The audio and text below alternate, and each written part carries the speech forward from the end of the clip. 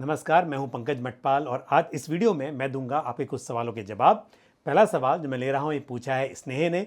स्नेह आपने कहा है कि आप मेरे शो के फ़ैन हैं और आपको जानकारी अच्छी लगती है, तो बहुत बहुत धन्यवाद आपका। आपका सवाल काफ़ी लंबा है तो मैं पढ़ता हूं। आपने बताया आपकी एज है 40 ईयर्स की और आपका इन्वेस्टमेंट होराइजन है 10 ईयर्स। कोई टारगेट आपने सेट नहीं किया है लेकिन आपको बिल्कुल करना चाहिए।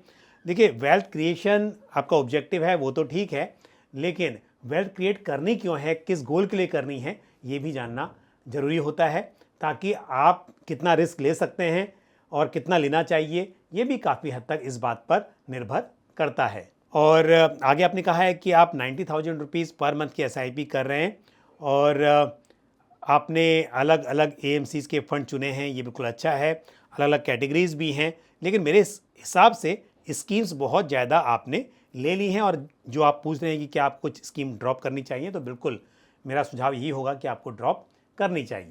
फ्लेक्सी कैप कैटेगरी में आपके पास दो फंड्स हैं, Parag Parikh flexi cap fund और एचडीएफसी फ्लेक्सी कैप फंड। दोनों ही फंड अच्छे हैं, लेकिन मेरे हिसाब से आपको एक ही फंड रखना चाहिए इनमें से। अगर आपने इंटरनेशनल फंड कोई लिया हुआ है तो ऐसे में HDFC flexi cap fund consider किया जा सकता है। अदरवाइज आप Parag Parikh flexi cap fund के साथ आगे बढ़ सकते हैं, लेकिन एक ही फंड रखिए। लार्ज कैप कैटेगरीज में तीन फंड हैं आपके पास, ICICI Prudential blue chip fund, Nippon India large cap fund और ICICI Prudential Nifty 50 index fund. तो यहाँ पर भी आप एक एक्टिव और एक पैसिव फंड रख सकते हैं। तो ICICI Prudential blue chip fund और ICICI Prudential Nifty 50 index fund, इन दो फंड्स को रखिए और Nippon India large cap fund में आप एसआईपी कैंसिल कर सकते हैं। स्कीम कम होनी चाहिए और इस तरह के डाइवर्सिफिकेशन से कोई ज़्यादा आपको फ़ायदा मिलने की उम्मीद नहीं है, तो इसके लिए एक फ़ंड आप कम कर सकते हैं। मिड कैप कैटेगरी में आपके पास एसबीआई मिड कैप फंड है और Motilal Oswal mid cap fund है। तो मेरे हिसाब से Motilal Oswal mid cap fund बेहतर रहेगा, लेकिन चलिए मिड कैप कैटेगरी में आप दो फंड्स रख सकते हैं, दो फंड्स के साथ आगे बढ़ सकते हैं, लेकिन लार्ज कैप में ज़रूर आपको एक फ़ंड कम करना चाहिए। और स्मॉल कैप कैटेगरी में भी आपके पास दो फंड हैं, एक्सिस स्मॉल कैप फंड और Nippon India small cap fund. आप दोनों फंड में बने रह सकते हैं। और ICICI prudential value discovery fund भी आपके पास है, इसमें भी आप बने रह सकते हैं। ये वैल्यू स्टाइल वाला एक फंड है, तो ये भी ठीक है, लेकिन टोटल 10 फंड्स हैं और मेरे हिसाब से कम आप दो फंड्स तो कम कर ही सकते हैं, एक लार्ज कैप में से और एक फ्लेक्सी कैप कैटेगरी से आप कम कर सकते हैं। तो कम से कम 10 में से 8 हो जाएंगे, ये मेरी आपको सलाह है। तो फंड सभी अच्छे हैं, लेकिन ओवर डाइवर्सिफाइड पोर्टफोलियो है और इस तरह के डाइवर्सिफिकेशन से यहाँ पर शायद फ़ायदा आपको कम होगा। अगला सवाल जो मैं ले रहा हूँ ये पूछा है विक्की ने। विक्की आप जानना चाहते हैं कि क्या मैनुअली एसआईपी की जा सकती है।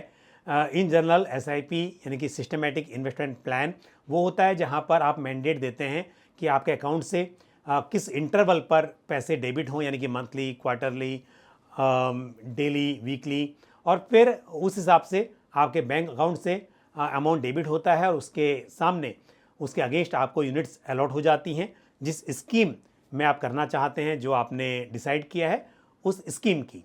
लेकिन यदि आप मैनुअली इन्वेस्ट करना चाहते हैं तो बेशक कर सकते हैं। आप डिसाइड कर सकते हैं कि यदि आपको हर महीने 5,000 रुपीज़ इन्वेस्ट करने हैं तो आप डेट डिसाइड कीजिए और एक बार पहले फोलियो ओपन होने के बाद हर बार आप टॉपअप कर सकते हैं, तो ये भी मुमकिन है। लेकिन ये शायद कर पाना थोड़ा मुश्किल होगा, क्योंकि डिसिप्लिन मेंटेन कर पाना इस तरह से शायद मुश्किल हो, और इसीलिए हम एक बार ये एसआईपी रजिस्टर करके और ये मैंडेट मतलब फंड हाउस को दे देते हैं कि ऑटोमेटिकली अकाउंट से पैसे डेबिट हों और यूनिट्स अलॉट हों। तो किया जा सकता है, लेकिन शायद ये सही तरीका साबित ना हो पाए। और अब मैं ले रहा हूँ कुलदीप पटेल का सवाल, जिन्होंने बताया है कि उनके पोर्टफोलियो में 4 फंड। और कुलदीप जी, आपने कहा है कि 4 फंड्स हैं, Parag Parikh flexi cap, Kotak equity contra fund, Mirae asset mid cap fund और Nippon India small cap fund. आप 1,000 रुपीज़ हर स्कीम में इन्वेस्ट कर रहे हैं। तो देखिए, फ्लेक्सी कैप फंड जो पराग पारिक है ये अच्छा फंड है इस कैटेगरी का, और इसका एक्सपोजर लार्ज कैप में है और इंटरनेशनल इक्विटी में भी एक्सपोजर है, तो बिल्कुल अच्छा फंड है। और मेरे एसेट मिड कैप और निपॉन इंडिया स्मॉल कैप, तो लार्ज मिड स्मॉल सभी तरह का एक्सपोजर है आपका। और कोटक कॉन्ट्रा, ये कॉन्ट्रा स्टाइल वाला फंड है, तो इसमें भी आप बने रह सकते हैं।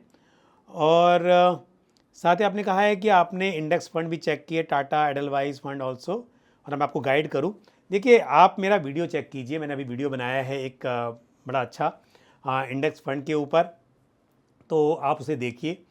ये सवाल ऐसा नहीं है कि इंडेक्स फंड टाटा या एडलवाइज, पहले कैटेगरी कौन सी आपको चाहिए, large cap, mid cap, small cap, multi cap, hybrid, फिर उसमें भी आपके पास बहुत सारी चॉइसेस हैं।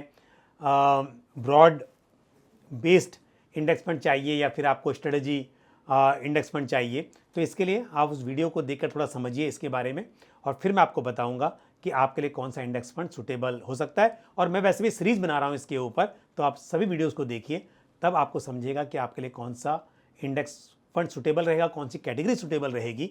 और जैसे अगर आपको पूछना हो कि मुझे एक अच्छा लार्ज कैप फंड बताइए, मैं आपको बता सकता हूँ। इसी तरह से इंडेक्स फंड में आप कैटेगरी बताएंगे तो मैं एक अच्छा फंड आपको बताऊंगा, बट ऐसे कि कौन सा इंडेक्स फंड अच्छा रहेगा, ये एक बहुत ही वेग क्वेश्चन है और इसका आंसर देना शायद मुश्किल हो जाएगा। और अगला सवाल जो मैं ले रहा हूँ, ये पूछा है हेमचंद मौर्य ने। हेमचंद जी, आप जानना चाहते हैं कि एल&टी मिड कैप फंड को कैसे रिडीम किया जा सकता है। तो आप जानते होंगे कि L&T mutual fund HSBC mutual fund के साथ ये कंपनी मर्ज हो गई, और जो भी सभी स्कीम्स थी एल&टी म्यूचुअल फंड की, वो अब HSBC के पास हैं। तो आपका एल&टी मिड कैप फंड भी HSBC मिड कैप फंड बन गया, और आप बेशक HSBC मिड कैप फंड को HSBC के किसी भी चैनल के थ्रू आप ऑनलाइन ऑफलाइन उनके ऑफिस जाकर या फिर किसी डिस्ट्रीब्यूटर के थ्रू आप रिडीम कर सकते हैं। और इससे पहले आप ये ज़रूर चेक कर लें, यदि आपका पुराना फंड है तो आपकी बैंक डिटेल्स जो हैं वो सब सही हैं या नहीं हैं, और उसके बाद आप रिडम्पशन रिक्वेस्ट सबमिट कर सकते हैं। और अब लेते हैं आज का आखिरी सवाल जो पूछा अनिल सवालिया ने। अनिल जी, आपने बताया कि आपकी एज है 54 ईयर्स और आप नए हैं म्यूचुअल फंड के लिए, और 2 लाख रुपए आप लमसम इन्वेस्ट करना चाहते हैं। कुछ स्कीम्स आपने बताई हैं, जैसे UTI Nifty 50 index fund, HDFC balance advantage fund और पराग पारिक फ्लेक्सी कैप फंड। आप जानना चाहते हैं कि सही है या नहीं है, और साथ में आप 15,000 रुपीज़ की SIP भी करना चाहते हैं 3 से 4 अलग अलग फंड्स में 5 से 7 साल के लिए। पहली बात यह है कि यदि आप लमसम इन्वेस्ट करना चाहते हैं तो मेरी राय ये होगी कि आप वन गो में ना करें, इसे आप इंस्टॉलमेंट में करें, यानी कि अगले 1 महीने में आप पूरे पैसे इन्वेस्ट कर सकते हैं। इसके लिए या तो आप मैनुअली अपने आप टुकड़ों में से इन्वेस्ट कर सकते हैं, या फिर आप STP यानी कि सिस्टमेटिक ट्रांसफ़र प्लान के जरिए भी इन्हें इन्वेस्ट कर सकते हैं। लेकिन पूरे यदि 2 लाख रुपए करने हैं, आप एक दिन में ना करके इसे कुछ इंस्टॉलमेंट्स में करें, ये बेटर हो सकता है। दूसरी बात यह है कि HDFC बैलेंस एडवांटेज फंड और पराग पारिक फ्लेक्सी कैप फंड अच्छी चॉइसेस हैं यदि आप लॉन्ग टर्म के लिए करना चाहते हैं, क्योंकि बैलेंस एडवांटेज फंड की भी बात करें, specially HDFC balance advantage fund की, तो इसका एक काफ़ी बड़ा एलोकेशन इक्विटी में है, और इस हिसाब से आपका जो होराइज़न है, इन्वेस्टमेंट होराइज़न, वो कम से कम 5 साल का होना चाहिए। और UTI निफ्टी 50 इंडेक्स फंड के मुकाबले मैं आपको कहूँगा कि आप Nifty 50 equal weight index fund में इन्वेस्ट करें। निफ्टी 50 इंडेक्स फंड और Nifty 50 equal weight index fund में क्या डिफरेंस है, ये मैंने वीडियो में बताया है। इसका वीडियो पोस्ट है मेरे YouTube चैनल पर, वो आप देख सकते हैं। हालांकि Nifty 50 equal weight index fund UTI के पास भी है, यानी कि UTI Nifty 50 equal weight index fund, लेकिन उसका ट्रैकिंग एरर काफ़ी ज़्यादा है। उसके मुकाबले Aditya Birla Sun Life Nifty 50 equal weight index fund या DSP Nifty 50 equal weight index fund और HDFC Nifty 50 equal weight index funds, इनमें से कोई एक फंड चुना जा सकता है, क्योंकि इन तीनों का tracking error UTI Nifty 50 equal weight index fund के मुकाबले आधा है, और ट्रैकिंग एरर कम होगा तो आपके रिटर्न्स बेहतर होंगे। तो इंडेक्स फंड में मेरी क्लियर चॉइस है Nifty 50 equal weight index fund. बाकी जो दूसरे 2 फंड्स हैं वो सही हैं, उनके साथ आप आगे बढ़ सकते हैं। तो इंडेक्स फंड पर मैंने आपको मेरी चॉइस बताई है, और बाकी जो 2 दूसरे फंड्स हैं उनमें आप इन्वेस्ट कर सकते हैं। और जैसा आपने पूछा है SIP के बारे में, एसआईपी के लिए भी आप इन 3 फंड्स को चुन सकते हैं, तीनों में एसआईपी कर सकते हैं। और इसके साथ ही एक मिड कैप फंड भी पोर्टफोलियो में ऐड किया जा सकता है, क्योंकि आपका नज़रिया 5 से 7 साल का है। तो एक मिड कैप फंड भी आप अपने पोर्टफोलियो में ऐड करें, और मिड कैप कैटेगरी में Motilal Oswal mid cap fund मेरी चॉइस का फंड है। तो all the best to you. और आज के लिए बस इतना ही। मैंने जिन सवालों के उत्तर दिए, मुझे उम्मीद है जानकारी को पसंद आई होगी। आपके सवाल और सुझाव आप कमेंट बॉक्स में पोस्ट कर सकते हैं। इसी के साथ मुझे दीजिए इजाज़त, अगले वीडियो में फिर आपसे मुलाकात होगी। थैंक यू, जय हिंद। म्यूचुअल फंड निवेश बाजार जोखिमों के अधीन है। योजना से संबंधित सभी दस्तावेजों को ध्यान से पढ़ें।